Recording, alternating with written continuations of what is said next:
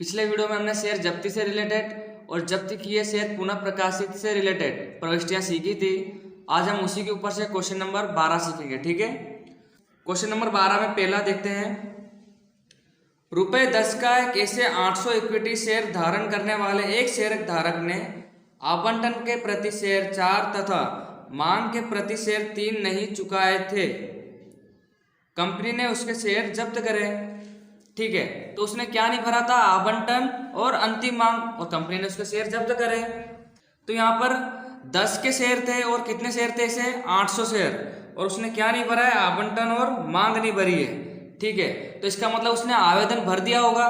तो सबसे पहले तो हम प्रविष्टि लिखेंगे। जब भी शेयर जब्त करते हैं तो प्रविष्टि आपको बताई थी ये मूल कीमत से जब्त करें। ठीक है, यहाँ प्रीमियम कहीं है नहीं, तो हमारे क्या प्रविष्टि होगी? मूल कीमत से।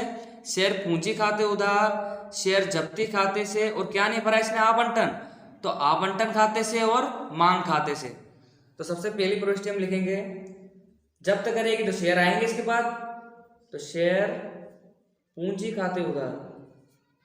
नेक्स्ट शेयर जब्ती खाते से, जो भर देता है वो जब्त कर लेंगे। तो क्या भर दिया उसने? आवंटन और मांग नहीं भरी, इसका मतलब आवेदन उसने भर दिया तो आवेदन हम जब्त करेंगे शेयर जब्ती खाते से। और उसने क्या नहीं भरा? आवंटन, तो शेयर आवंटन खाते से। लास्ट में शेयर मांग खाते से। तो मैंने आपको बताया था शेयर पूंजी में हमेशा मूल कीमत जाती है। कितने शेयर थे? 800 शेयर, और एक की मूल कीमत कितनी? 10, तो कितने से गुणा करेंगे? 10 से, तो यहाँ पर आएगा उधार पक्ष में 8000। ठीक है, इस प्रकार। और उसने क्या नहीं भरा है? आवंटन के प्रति शेयर 4 और मांग के प्रति शेयर 3 नहीं चुकाने पर कंपनी ने उसके शेयर जब्त करे। तो आवंटन के कितने चुका है? 4, तो एकदम सिंपल सा है, 800 गुणे 4 करेंगे। और मांग में कितने चुका है? 3, तो 800 गुणे 3। इसका मतलब है, देखिए 10 पूंजी थी, 4 और 3 नहीं चुका है, तो कितने चुका दिए होंगे? 3 ना, क्योंकि 10 में से जब आप 7 माइनस करोगे तो 3 मिल चुके हैं। इसका मतलब 800 गुणा 3। इस प्रकार से जब आप करोगे तो आपका सवाल हो जाएगा। तो जब 800 गुणा 3 करोगे तो इधर आएगा 2400, 800 गुणा 4 करेंगे तो यहाँ पर आएगा 3200, लास्ट 800 गुणा 3 करेंगे तो यहाँ पर आएगा 2400। तो ये इस प्रकार से हमारे शेयर जब्ती के समय प्रविष्टियां हुई। यहाँ प्रीमियम नहीं था, मूल कीमत थी, तो मूल कीमत से हमने क्या करा? प्रविष्टि करी। ठीक है, तो एकदम इजी प्रविष्टि थी, आपको आनी चाहिए। ठीक है, एकदम इजी था। अब सेकेंड आगे क्या बोल रहा है देख लेते हैं। यहाँ अभी प्रीमियम नहीं है तो प्रीमियम का मन लेखा करा नहीं है। ठीक है, शेयर जब्ती का मतलब है उसने आवेदन की रकम भर दी है तो हमने आवेदन से गुणा करा, और आवंटन के 4 नहीं भरे और मांग के 4 नहीं भरे, इसलिए हमने 4 और 3 से गुणा करा और रकम यहाँ लिखी, और जो भर दिया था वो हमारे लिए लाभ। अब आप इसकी जमा से इसको अच्छे से देख लीजिएगा, क्योंकि ये जो उसने आवेदन भरा था वो तो कंपनी का फ्री का मिला है, तो कंपनी के लिए क्या हो गया? ये लाभ 2400 क्या हुआ? लाभ। आगे हमको इसका काम पड़ेगा। आगे लिखा है शेयर धारक ने आवेदन के प्रति शेयर 3 भरे थे। वो तो हमको पता चल ही गया वैसे भी, क्योंकि अगर 4 आवंटन के नहीं भर रहा है और 3 मांग के नहीं भर रहा है, इसका मतलब 3 जो आवेदन के वो उसने भरे ही होंगे, सीधी सी बात है। जब्त हुए शेयर प्रति शेयर 8 की दर से पुनः प्रकाशित करें। मैंने आपको पुनः प्रकाशित की प्रविष्टि भी सिखाई थी। अगर कंपनी की मूल कीमत 10 है, अगर वो कम कीमत से निकालती, इसका मतलब उसने बट्टा से निकाला है, तो कंपनी यहाँ पे 8 रुपए से निकाल रही, इसका मतलब 2 रुपये क्या हुआ उसे? नुकसान। तो ये किस में जाएगी? बट्टे में। तो जब आपको मैंने प्रविष्टि सिखाई थी तो बट्टे की क्या लिखाई थी? अगर कंपनी बट्टे से प्रकाशित करती है तो बैंक खाते उधार, शेयर जब्ती खाते उधार, शेयर पूंजी खाते से। ठीक है, सबसे पहले लिखेंगे बैंक खाते उधार, शेयर जब्ती खाते उधार, लास्ट में शेयर पूंजी खाते से।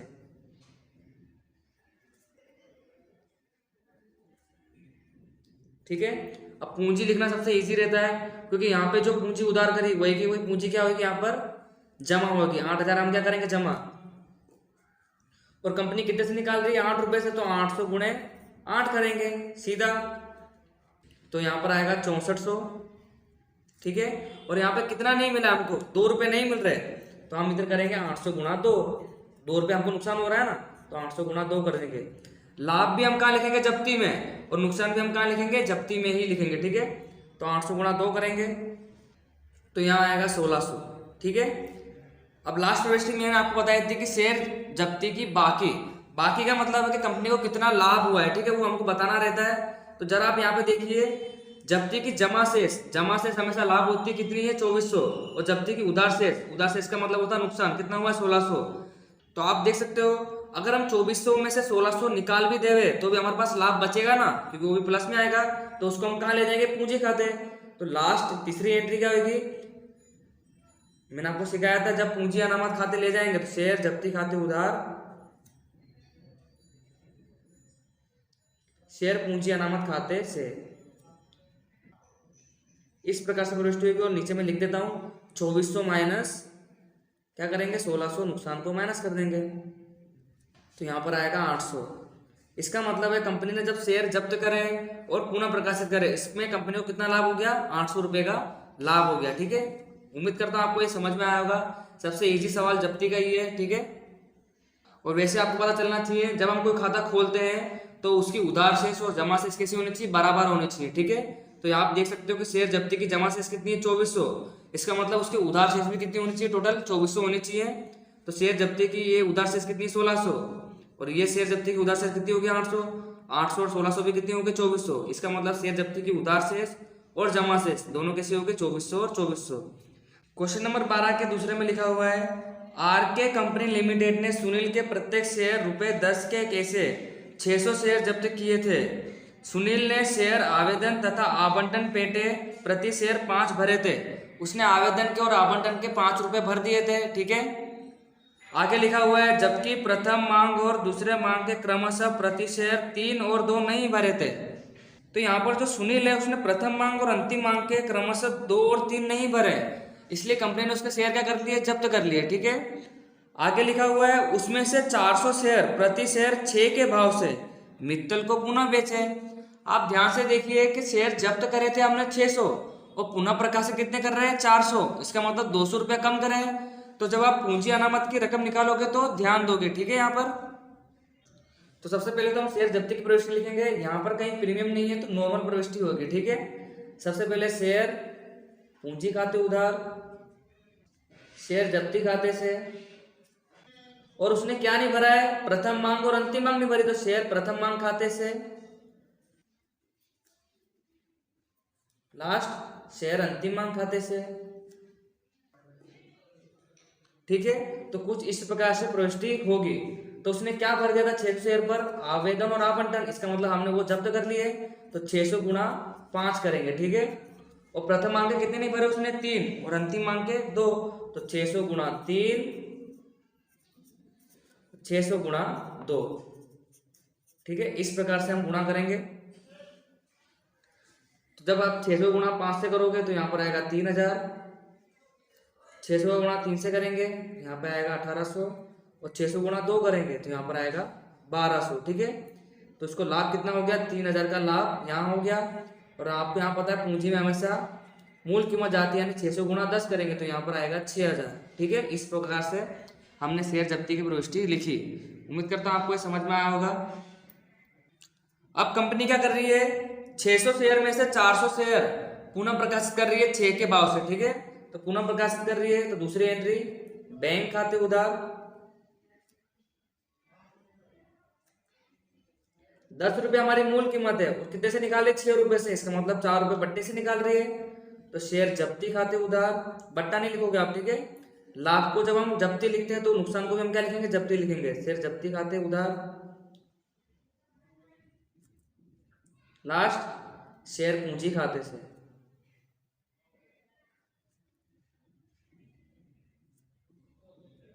आपको क्या करना है 400 गुणे 10 करना है, क्योंकि कंपनी 400 शेयर ही निकाल रही है। ठीक है, और कंपनी कितने से निकाल रही है 406 से निकाल रही है, तो 6 रुपये उसको मिलेगा। तो 400 गुणा 6, तो कितनी रकम उसको नहीं मिल रही है 4 रुपये, तो 400 गुणे 4 बट्टा में जाएगा। तो जब आप इसको सोल्व करोगे तो यहाँ पर आएगा 2400 और यहाँ पर आएगा 1600। आपको ये समझना पड़ेगा क्योंकि कंपनी ने जब्त करने के टाइम पे 600 शेयर जब्त करे थे, पर उसमें से खाली 400 शेयर ही क्या कर रही है, पुनः प्रकाशित कर रही है। इसलिए हमने 400 गुणा 10 करा पूंजी के अंदर, इधर कितना आया 4000, और कंपनी पुनः प्रकाशित 6 रुपये से कर रही, तो कंपनी को 6 रुपये मिलेंगे, तो बैंक खाते पैसे आएंगे। तो 400 गुणा 6 कितना आया 2400, और कितनी रकम नहीं मिल रही 4 रुपये, 4 रुपये जाएंगे हमारे बट्टे में, तो 400 गुणे 4 कितना आया 1600। इस प्रकार से दोनों प्रविष्टि थोड़ी अलग हुई है। ठीक है, आप थोड़ा ध्यान दीजिएगा। लास्ट प्रविष्टि हमारी क्या है, पूंजी अनामत की। तो क्या होती है, शेयर जब्ती खाते उधार, शेयर पूंजी अनामत खाते से। अब यहाँ पर हम जब पूंजी अनामत में लाभ लिखेंगे तो आप 3000 में से 1600 माइनस कर सकते नहीं है, क्योंकि ध्यान से देखिए ये जो 3000 लाभ आया है ये 600 गुणा 5 करने पे आया है, जबकि नुकसान है 400 गुणा 4 करने पे आया है। तो दोनों ही रकम यहाँ पर अलग है, ये 600 है और ये 400 है। इसका मतलब जो लाभ है उसको हमको 400 में कन्वर्ट करना पड़ेगा, ठीक है। तो आपको खाली छोटी सी गणना करनी पड़ेगी, ध्यान से समझिएगा, क्योंकि ये जो 3000 लाभ है 600 गुणा 5 करने पे आया, इसलिए हमको इस 600 को 400 में कन्वर्ट करने के लिए 400 गुणे 5 करना पड़ेगा, ठीक है। तो एक्चुअल में लाभ कितना हुआ हमको 2000। अब 2000 में से हम क्या माइनस करेंगे 1600, क्योंकि यहाँ पर 400 गुणा 5 समान हो गया है, 400 गुणा 4 समान हो गया है, ठीक है। तो 2000 में से आप क्या करोगे माइनस 1600, तो यहाँ पर रकम कितनी आएगी 400 रुपये, ठीक है। अगर आप 3000 में से इसे माइनस कर दोगे तो आपका सवाल गलत हो जाएगा। जब बड़े सवाल सीखेंगे तो ऐसा टॉपिक वहां पर आएगा, तो आपको ध्यान रखना है। तो यहाँ पे मैंने क्या करा 2000 माइनस 1600 करा है, ठीक है। 3000 माइनस 1600 नहीं करेंगे। तो इस सवाल में हमने नया टॉपिक क्या सीखा कि शेयर जब्ती के समय हमने 600 शेयर जब्त करे थे, पर पुनः प्रकाशित हमने 400 ही करे। और जब लाभ लिखने की बात आई तो हमने इस 600 गुणा 5 को 400 गुणा 5 में कन्वर्ट करा, ठीक है, क्योंकि यहाँ पर पुनः प्रकाशित 400 करे थे इसलिए। तो आप इसकी प्रैक्टिस करिएगा, ठीक है। अब हम तीसरा देख लेते हैं। तीसरे में लिखा हुआ है ₹10 के ऐसे 3000 इक्विटी शेयर धारण करने वाले एक शेयर धारक ने आवेदन के प्रति शेयर 13, जिसमें से 10 क्या है प्रीमियम, और आवंटन के प्रति शेयर 13, फिर से 10 रुपये क्या है प्रीमियम चुकाए थे। यानी इसने आवेदन के समय और आवंटन के समय 13-13 रुपये कंपनी को चुका दिए थे। और यहाँ पे देख रहे हो कि आप प्रीमियम है, तो प्रीमियम के समय आप एक बात ध्यान रखोगे, जब किसी के अंदर प्रीमियम होता है अगर वो प्रीमियम चुका देता है तो प्रीमियम का लेखा हम करेंगे नहीं। तो यहाँ पर प्रीमियम किसके अंदर है आवेदन के समय और आवंटन के समय, और दोनों ही रकम उसने चुका दिए, तो प्रीमियम का लेखा हम करेंगे नहीं। आपको ये बात ध्यान में रखनी है, ठीक है। अगर प्रीमियम वो भर देता है तो जब्ती के समय प्रीमियम का लेखा हम करेंगे नहीं। अगर वो प्रीमियम नहीं भरता है, मान लीजिए अगर वो अंतिम मांग में होता और उसने अंतिम मांग नहीं भरी होती तो प्रीमियम का लेखा हम करते। बट यहाँ पर आवेदन के समय और आवंटन के समय प्रीमियम है और दोनों ही रकम उसने चुका दी है, इसका मतलब प्रीमियम का हम लेखा करेंगे नहीं, ठीक है। मैंने आपको पहली हेडिंग लिखाई थी कि अगर शेयर प्रीमियम से प्रकाशित कर रही है कंपनी और प्रीमियम की रकम मिल जाती है तो प्रीमियम का लेखा हम करेंगे नहीं, मूल कीमत मानकर हम क्या करेंगे लेखा करेंगे, ठीक है। और आगे लिखा हुआ है जबकि मांग के प्रति शेयर 4 न चुकाने से कंपनी ने उसके शेयर जब्त करे। तो देखिए उसने कंपनी को मांग नहीं चुकाई थी और कितने शेयर पे 4 रुपए, तो उसने क्या करे शेयर जब्त करे, और मांग के समय कोई प्रीमियम नहीं है यहाँ पे, ठीक है, तो प्रीमियम का लेखा करेंगे नहीं। तो यहाँ पर भी हमारी कैसी प्रविष्टि होगी नॉर्मल प्रविष्टि होगी। सवाल को ध्यान से समझना है आपको, ठीक है। तो पहली क्या आएगी शेयर पूंजी खाते उधार,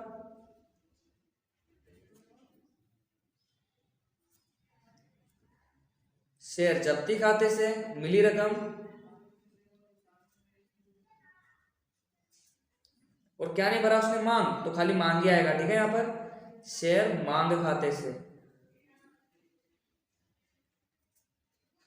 अब रकम लिखेंगे, कंपनी ने यहाँ पे 3000 शेयर क्या करे जब्त करे, 3000 गुणे मूल कीमत लिखेंगे 10, ठीक है। पूंजी में हमेशा मूल कीमत आएगी तो कितनी आएंगे यहाँ पे 30,000। अब जब्ती के समय थोड़ा ध्यान रखिएगा, आवेदन के समय प्रति शेयर कितने हैं 13, जिसमें से 10 प्रीमियम है। प्रीमियम का लेखा तो हमको करना ही नहीं है, तो 13 में से जब हम निकालेंगे 10 को तो कितना बचेगा 3, यानी आवेदन के कितने हो गए 3, और आवंटन में सेम टू सेम है, तो आवेदन के 3 और आवंटन के भी कितने हैं 3, इसका मतलब 6 रुपए उसने भर दिए। तो 3000 गुणे 6 करेंगे, ठीक है, 3000 गुणे 6, और मांग के कितने नहीं भरे उसने 4 रुपए, तो 3000 गुणे 4, इस प्रकार से हम उसका लेखा करेंगे, ठीक है। मैं उम्मीद करता हूं आपको समझ में आया होगा। तो 3000 गुणे 6 करेंगे तो यहाँ पर आएगा 18,000, और 3000 गुणे 4 करेंगे तो यहाँ पर आएगा 12,000। इसका मतलब कंपनी को कितना लाभ हुआ है 18,000 का लाभ हुआ है शेयर जब्ती के समय, ठीक है। जब्त करे शेयर तब 18,000 कंपनी को लाभ हुआ है। अब आगे पढ़ लेते हैं पुनः प्रकाशित से संबंधित। आगे लिखा हुआ है जब्त हुए शेयर प्रति शेयर 7 की दर से पुनः प्रकाशित करें। कंपनी यहाँ पर कम कीमत से निकाल रही है, 10 के जब्त करे थे पर कंपनी 7 रुपए से निकाल रही है, इसका मतलब 3 रुपया बट्टा से निकाल रही है। तो बट्टा की प्रविष्टि क्या होती है बैंक खाते उधार शेयर जब्ती खाते उधार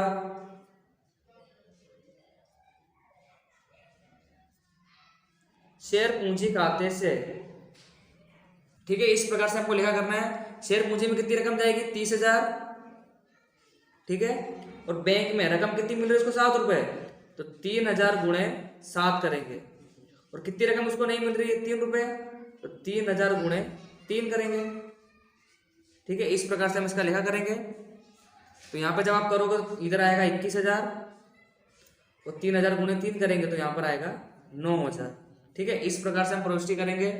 इस सवाल में नया टॉपिक क्या था कि इस सवाल में प्रीमियम था, बट प्रीमियम उसने भर दिया था, तो प्रीमियम का लेखा हम करेंगे नहीं। ठीक है, ये नया टॉपिक था। लास्ट तीसरी एंट्री, शेयर जब्ती खाते उधार